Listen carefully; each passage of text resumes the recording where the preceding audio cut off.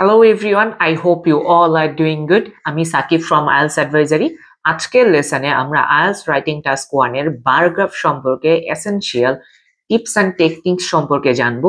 এই ভিডিওতে আমরা বার গ্রাফের প্রত্যেকটা প্যারাগ্রাফের জন্য আমরা পার্টিকুলারলি কোন প্যারাগ্রাফে কি লিখতে হবে, কিভাবে লিখতে হবে এবং কোন জিনিসগুলো আমাদেরকে মাথায় রাখতে হবে সেই জিনিসগুলো নিয়ে ডিটেইলসে আলোচনা করব। সো আর দেরি না করে চলেন শুরু করা যাক।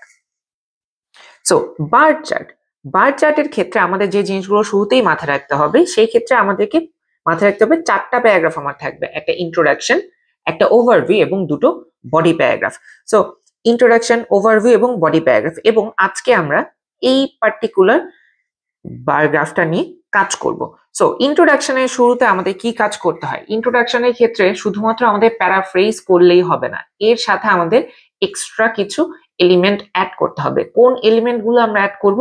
শুধুমাত্র কোশ্চেন স্টেটমেন্টটাকে প্যারাফ্রেজ আপনি করে দিলে প্রপার মার্কস পাবেন না। এই ক্ষেত্রে আপনাকে চার্ট থেকে কিছু ইনফরমেশন বের করতে হবে এবং সেটাকে আপনার ইন্ট্রোডাকশনে ইনকর্পোরেট করতে হবে। সো এই ক্ষেত্রে আমরা কি করব? আমরা অ্যাডিশনাল ইনফরমেশন নিয়ে আসবো কই থেকে? আমাদের চার্ট থেকে। চার্টটাকে ফলো করবো যে কোথায় কোন ধরনের ডেটা আছে, এখানে কি কোনো ইউনিট অফ মেজারমেন্টস আছে কিনা, ডেটা ক্যাটাগরি গুলো কি কি, সেই জিনিসগুলো আমরা ইনকর্পোরেট করার চেষ্টা করব কোথায়? আমাদের ইন্ট্রোডাকশনের ক্ষেত্রে। এই ক্ষেত্রে আমরা একটা সুন্দর জিনিস অ্যাড করতে পারি, সেটা হচ্ছে যদি আমাদের এমন হয় যে বার গ্রাফে ডিফারেন্ট কলাম গুলো আমার ডিফারেন্ট ইয়ারকে মেনশন করতেছে এবং তাদের মাঝে একটা সার্টেন সময় আছে, প্রতি 4 বছর অন্তর অন্তর যদি হয়, তাহলে আমরা এই ওয়ার্ডটা ব্যবহার করতে পারি with intervals of 4 to 5 years. এটা 4 ইয়ার্স, 5 ইয়ার্স ও 10 ইয়ার্স, যে কোনো ইয়ার্স হইতে পারে। আপনি এখানে মেনশন করা ট্রাই করেন, এর সাথে মেনশন করা ট্রাই করেন ইউনিট অফ মেজারমেন্টটা।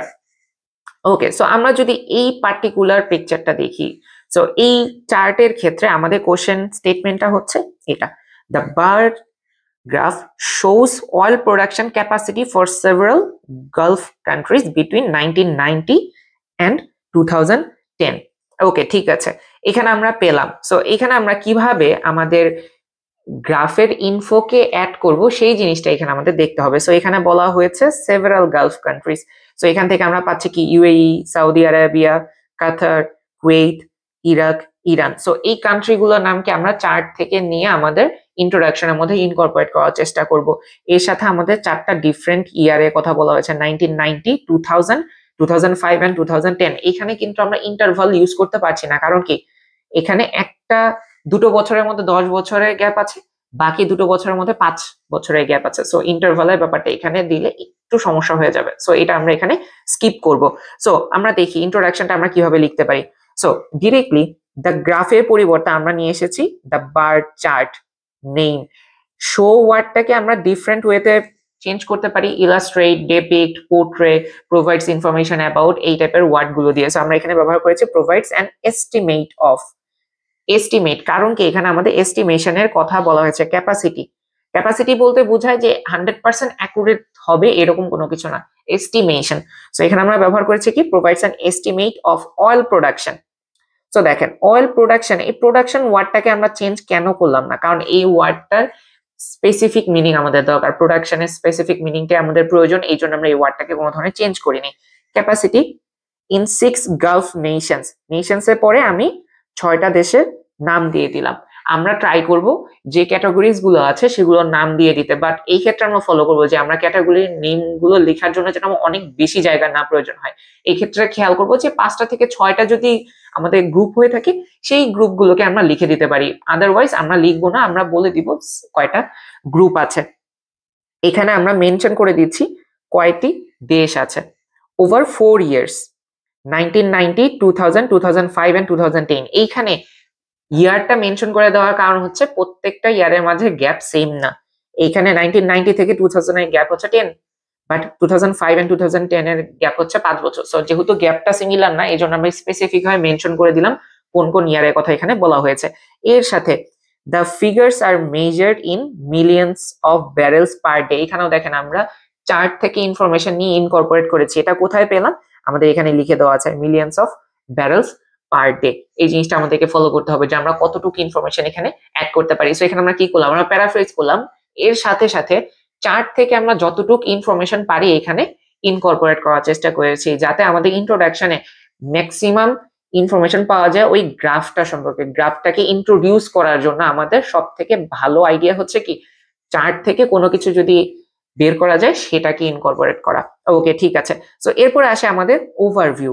ওভারভিউ এর ব্যাপারটা কি, রাইটিং টাস্ক 1 এর ক্ষেত্রে মোরাল লাইক ওভারভিউটা সবসময় সেম হয়, যে আমাদের এখানে সব থেকে গুরুত্বপূর্ণ ফিচার গুলোকে আমরা নিয়ে আসবো। ফিচার বলতে কি বলছে, সব থেকে সিগনিফিকেন্ট যে ডেটা পয়েন্ট গুলো আছে সেগুলোই হচ্ছে সব থেকে গুরুত্বপূর্ণ ফিচার। কয়টা ফিচার? 2 থেকে 4টা ফিচার দেওয়া ট্রাই করবো, এর বেশি কখনো আমাদের প্রয়োজন হয় না। একটা গুরুত্বপূর্ণ ফিচার কখনো একটা গ্রাফে থাকে না, আবার 5-6টা গুরুত্বপূর্ণ ফিচারও থাকে না, সর্বোচ্চ 2 থেকে 4টা ফিচারই থাকে। ওই 4টা ফিচার বা ওই 2টা ফিচারকে আমাদেরকে খুঁজে বের করতে হবে। এখানে আমাদের কি করতে হবে, প্যাটার্ন অথবা ট্রেন্ডস গুলোকে ফলো করতে হবে, যে প্যাটার্নটা কি, এটা কি বাড়ছে না কমছে, না ফ্লাকচুয়েশনের পরিমাণটা কেমন, হুট করে বেড়ে গেছে না হুট করে কমে গেছে। এই জিনিসগুলোকে আমরা যখন ভালো করে দেখবো তখন আমাদের ওভারভিউ লেখা অনেক ইজি হয়ে যাবে। এই ক্ষেত্রে আমাদেরকে ফলো করতে হবে যে সবচেয়ে সিগনিফিকেন্ট ডেটা কোনটা, হাইয়েস্ট ডেটা কোনটা, লোয়েস্ট ডেটা কোনটা, এবং কোনো ডেটার মাঝে যদি অনেক বেশি পরিমাণে গ্যাপ থাকে সেটাকেও আমরা সিগনিফিকেন্ট ফিচার হিসেবে কাউন্ট করতে পারি। সো এখানে যদি আমরা দেখি, আমরা সরাসরি দেখতে পাচ্ছি সৌদি আরেবিয়া কি সব থেকে বেশি ছিল ওভারঅল 6টা দেশের মধ্যে, এবং কাতার ছিল সব থেকে কম। সো এই যে দুটো জিনিস, যে মোস্ট সিগনিফিকেন্ট ডেটা পেয়েছি, হাইয়েস্ট এবং লোয়েস্ট ডেটাও পেয়েছি, এর বাদে বাকি 4টা কান্ট্রি মোরলেস একটু কাছাকাছি দিকেই ছিল।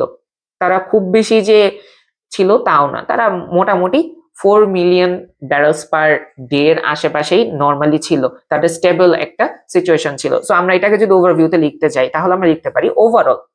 ওভারভিউ সবসময় আমরা শুরু করবো কি এই ওয়ার্ডটা দিয়ে, overall oil production capacity increased in all 6 countries. আমরা যদি দেখি এটা সময়ের সাথে সাথে 1990 থেকে 2010 পর্যন্ত সিরিয়ালি এটা বেড়েছে, এই কান্ট্রিতেও বেড়েছে, এখানেও বেড়েছে, এখানে একটু কমে বেড়ে গেছে, আবার এখানে বেড়েছে, এখানেও বৃদ্ধি পেয়েছে। সো আমরা এখানে কি বললাম, all 6 countries over the period with Saudi Arabia consistently leading by a significant margin। এই জিনিসটা দিয়ে আমরা কি বুঝলাম, যে অন্যদের থেকে অনেক বেশি পরিমাণে এগিয়ে আছে, and consistently বরাবর সব সময় 4টা বছরে দেখা গেছে সৌদি আরবিয়া অন্যদের থেকে অনেক বেশি পরিমাণে ছিল। এই জন্য আমরা ব্যবহার করেছি কি কনসিস্টেন্টলি এই পার্টিকুলার ওয়ার্ডটা।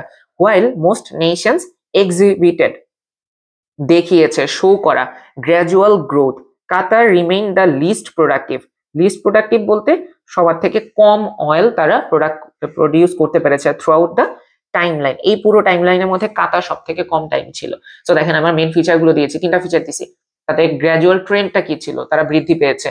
সবথেকে হাইয়েস্ট কে ছিল, সৌদি আরেবিয়া ছিল। সব থেকে লোয়েস্ট কে ছিল, কাতার ছিল। 3টা মেইন ফিচার আমরা এখানে লিখে দিয়েছি, আমাদের ওভারঅল প্রপারলি হয়ে গেছে। সো এরপরে আসে আমাদের body paragraph. So body paragraphs এর ক্ষেত্রে আমাদেরকে কি করতে হবে, সবসময় একটা জিনিস মাথায় রাখতে হবে যে টাস্ক 1 এর ক্ষেত্রে কখনোই আমরা সিঙ্গেল বডি প্যারাগ্রাফ লিখবো না, আমরা সবসময় দুটো বডি প্যারাগ্রাফ লিখবো। দুটো বডি প্যারাগ্রাফ কেন লিখবো, এটা আমাদের এক্সামিনারকে সাহায্য করবে বোঝার জন্য যে আমরা লজিক্যালি অ্যান্সার করতে পারি।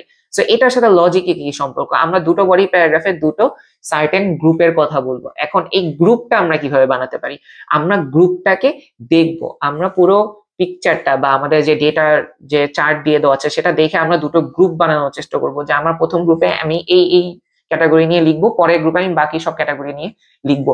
এই গ্রুপটা হতে হবে লজিক্যাল। লজিক্যাল কিভাবে, আপনি মেনশন করতে পারেন যে টাইমের সাথে ডিফারেন্সেসটা কিরকম হয়েছে। ধরেন আপনার এই 4টা সময় নিয়ে কথা, 4টা বছর নিয়ে কথা বলা হয়েছে।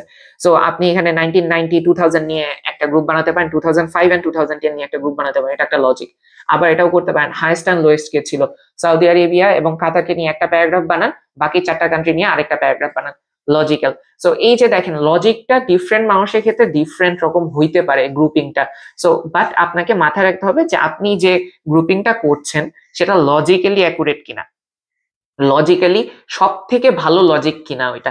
তো আমার কাছে পার্সোনালি মনে হয়েছে এই চার্টের ক্ষেত্রে আমরা যদি হাইয়েস্ট এন্ড লোয়েস্ট কে একটা গ্রুপে রাখি এবং বাকি 4টা দেশকে একটা গ্রুপে রাখি, খুব সুন্দর একটা লজিক হয়। কারণ আমাদের মডারেট যে 4টা দেশ ছিল তারা মোরলেস কাছাকাছি ছিল, হাইয়েস্ট এন্ড লোয়েস্ট তাদেরকে আমি সিগনিফিকেন্টলি একটা গ্রুপে বর্ণনা করলাম এবং মডারেট গুলোকে একটা গ্রুপে বর্ণনা করলাম, একটা পারফেক্ট লজিক আমার এখানে হয়ে যায়।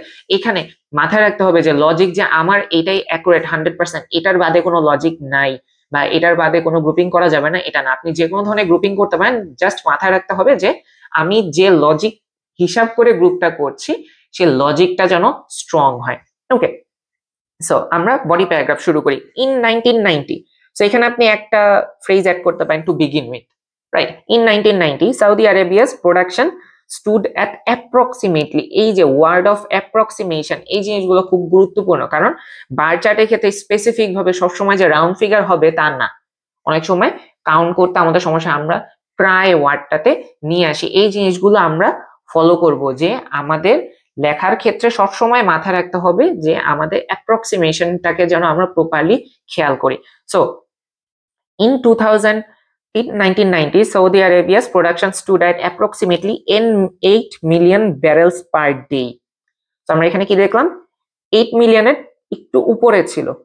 সো আমরা এখানে অ্যাপ্রক্সিমেটলি বললাম, বাট এর থেকে আরো ভালোভাবে যদি আমরা লিখতে চাই আমরা বলতে পারি just over 8 million ব্যারেলস per day.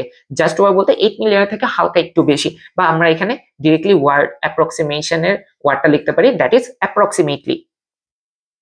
Nearly doubling to over 14 million by 2010। So দেখেন মাঝখানে দুটো বছর আমরা লিখলাম না, কেন লিখলাম না? কারণ হচ্ছে এখানে আমার ডেটা সেট অনেকগুলো, আমার 4টা বছরে 6টা দেশের যেই ডেটা দিয়ে আমার টোটাল 24টা ডেটা আছে। 24টা ডেটা আমার এখানে মেনশন করা দরকার নেই, মোস্ট ইম্পর্টেন্ট ডেটাগুলো আমরা লিখবো। সো প্রত্যেকটা দেশের ক্ষেত্রে আমরা 1990 এবং 2010 নিয়েই কথা বলবো। সো দেখেন এটা 14 মিলিয়নের একটু উপরে। সো এটা কি আমাদের 8 মিলিয়নের কোয়াইট ডাবল একটা রেটের কাছাকাছি চলে গেছে। সো এখানে আমরা কি বলেছি, nearly doubling, okay, over 14 million by 2010। In contrast, অপর সাইডে বা অপর পক্ষে কাতার, দ্য লোয়েস্ট প্রডিউসার, আমরা মেনশন করলাম তার ক্যারেক্টারিস্টিক হিসেবে এটাকে মেনশন করলাম যে কাতার হচ্ছে কি সব থেকে লোয়েস্ট প্রডিউসার। জেনারেটেড, দেখেন প্রথম ওয়ার্ডের জন্য আমরা প্রোডাকশন ইউজ করেছিলাম, পরের লাইনের জন্য আমরা জেনারেটেড ওয়ার্ড ইউজ করলাম। দুটো মিনিং কিন্তু সেম, কিন্তু আমাকে ওয়ার্ডটাকে ডিফারেন্ট ওয়েতে প্রেজেন্ট করতে হচ্ছে। অ্যারাউন্ড 0.5 মিলিয়ন ব্যারেলস ডেইলি, আমরা আগে দিয়েছিলাম পার ডে, এবার আমরা দিয়েছি daily. In 1990, despite a slight rise in 2000, its output reverted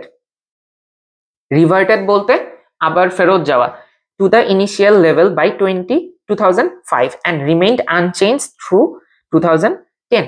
এখানে যদি আমরা দেখি যে এটা প্রথমে ছিল 0.5, এটা একটু বেড়েছে 2000 এ, তারপর আবার কমে আগের লেভেলেই চলে আসছে। এই জন্য আমরা ওয়ার্ড ব্যবহার করেছি কি রিভার্টেড। এই যে স্পেসিফিক ওয়ার্ড গুলোকে ব্যবহার করা, এই জিনিসগুলো আমাদের জন্য খুবই গুরুত্বপূর্ণ।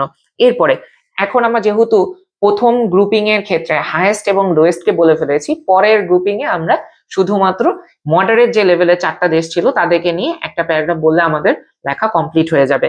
So the other 4 countries demonstrated steady but moderate growth, এই জিনিসটা ফলো করতে হবে, moderate growth, steady but moderate growth. Iran's production capacity increased from just over 3 million barrels in 1990 to more than 4 millions by 2010। দেখেন আমি মাঝখানে দুটো time বছরকে কিন্তু কখনোই ইউজ করতেছি না, কারণ আমার এখানে মোস্ট ইম্পর্টেন্ট ডেটাগুলো মেনশন করতে পারলেই হয়ে যাবে। Iraq and Kuwait followed a similar trajectory। দেখেন এইখানে এই যে ট্রেন্ডটাকে আমরা মেনশন করতে পারতেছি কিরকম, লাইকওয়াইজ সিমিলার ট্রেন্ড তারা শো করছে। উইথ ইরাক সারপাসিং, পার করে যাওয়া 4 million ব্যারেলস and Kuwait nearing that figure by the end of the period। nearing that figure, দেখেন আমরা স্পেসিফিক নাম্বার উল্লেখ করছি না, নিউমেরিক ভ্যালু উল্লেখ করছি না, বাট আমরা আমাদের কথা দিয়ে বুঝিয়ে দিচ্ছি যে এটা close two 4 million barrels per day ছিল by the end of the period। Meanwhile, একই সময় the UAE, though slightly behind Kuwait, also showed an upward trend। upward trend বলতে আমরা বুঝাচ্ছি যে এটাও ইনক্রিজ করেছে, মডারেটলি ইনক্রিজ করেছে। সিমিলার ট্রেন্ড, স্লাইটলি বিহাইন্ড থাকে, একটু পিছনে থাকা সত্ত্বেও তারা একই রকম ট্রেন্ড দেখিয়েছে। সো এখানে আপনারা যদি ফলো করে দেখেন আমার ইন্টায়ার গ্রাফের ক্ষেত্রে কখনো কিন্তু আমি 2000 and 2005 নিয়ে কোনো কথা বলিনি, খুব কম কথা বলেছি, কারণ আমাদেরকে most important data set point গুলো নিয়ে কথা বললেই হয়ে যাবে। তো এই জিনিসটা আমাদেরকে ফলো করতে হবে। যখন আমরা কোনো গ্রাফস এন্ড চার্টস লিখবো তখন আমাদের মাথায় রাখতে হবে যে আমাকে এখানে ইম্পর্টেন্ট ডেটা গুলোকে রিপোর্ট করতে হবে এবং কম্পেয়ার এন্ড কন্ট্রাস্ট করতে হবে। এটা হচ্ছে আমার কাজ। আমার কাজ সবগুলো ডেটাকে মেনশন করা না। ওকে, সো শুধুমাত্র ম্যাপ ডেসক্রিপশনের ক্ষেত্রে আমরা প্রত্যেকটা চেঞ্জকে মেনশন করব, বাট এর বাদে যতগুলো গ্রাফস এন্ড চার্টস আছে সবার ক্ষেত্রে শুধুমাত্র সব থেকে গুরুত্বপূর্ণ যে ট্রেন্ড গুলো বা সিগনিফিকেন্ট চেঞ্জ গুলো যে আছে সেই জায়গাগুলোকে মেনশন করলেই হয়ে যাবে। সো এই ছিল আমাদের প্রপার একটা অ্যান্সার। সো এই যে বার চার্ট লেখার সময় সব সময় ফলো করতে হবে কি, যে আমি ইন্ট্রোডাকশন প্রপারলি লিখছি কিনা, ওভারভিউতে আমি কোন কোন পয়েন্টকে উল্লেখ করতেছি এবং বডি প্যারাগ্রাফে আমি প্রপারলি গ্রুপিং করতেছি কিনা। এখন এই ক্ষেত্রে আমাদের কিছু জিনিস মাথায় রাখতে হবে যে আমরা এখানে একটা ভালো স্কোর কিভাবে পেতে পারি। বেশ কয়েকটা কাজ আপনি এখানে করতে পারেন। ফার্স্ট অফ অল আমাকে গ্রুপিংটা লজিক্যালি করতে হবে।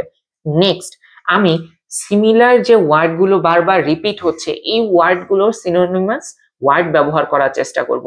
আমি কোহেসিভ ডিভাইস ব্যবহার করার চেষ্টা করব। এখানে লিঙ্কার্স বা কানেক্টার্স আমরা ব্যবহার করতে পারি। আমরা different varieties of sentence structure ব্যবহার করতে পারি। আমরা কমপ্লেক্স সেন্টেন্সের ব্যবহার করতে পারি, আমরা ডিগ্রিসের ব্যবহার করতে পারি, আমরা প্যাসিভ সেন্টেন্সের ব্যবহার করতে পারি। তাহলে আমাদের সেন্টেন্স লেখার মধ্যে অনেক ভ্যারিয়েশন চলে আসবে। আমরা ওয়ার্ড ফর্ম চেঞ্জ করার মাধ্যমেও কিন্তু সেন্টেন্সের ভ্যারিয়েশনটাকে শোকেস করতে পারি। সো আমরা যেখানে পসিবল সেখানে আমরা ওয়ার্ড ফর্মে চেঞ্জ করার ট্রাই করব। এবং এর সাথে যদি আমরা ভোকাবুলারি ব্যবহার করতে পারি টপিক স্পেসিফিক, অবশ্যই এটা মাথায় রাখতে হবে যে আমি যদি ভোকাবুলারি ব্যবহার করি তাহলে যেন ওটা টপিক স্পেসিফিক হয়। এই টপিক স্পেসিফিক ওয়ার্ডগুলো আমরা ব্যবহার করেও কিন্তু আমাদের স্কোরটাকে এনহ্যান্স করতে পারি। সো এই জায়গাগুলো যেহেতু আমাদের রাইটিং টাস্কের ক্ষেত্রে task achievement, coherence and cohesion, lexical resource and grammatical range and এগ্রিস, এই চারটা জিনিসের উপরে মার্কিং করা হয়। সো এই চারটা জিনিসের উপর প্রপার অ্যাটেনশন দিতে হবে এবং প্রপারলি অ্যান্সারটা করতে হবে, তাহলে আমরা একটা ভালো অ্যান্সার করতে পারবো। সো আই হোপ এই ভিডিওটা আপনাদেরকে একটু হলেও সাহায্য করেছে রাইটিং টাস্ক 1 এর বার চার্টের ক্ষেত্রে, এন্ড এটা সার্টেনলি আপনাদেরকে একটা ভালো স্কোর পেতে সাহায্য করবে। I wish you all the very best and I will see you in the next video.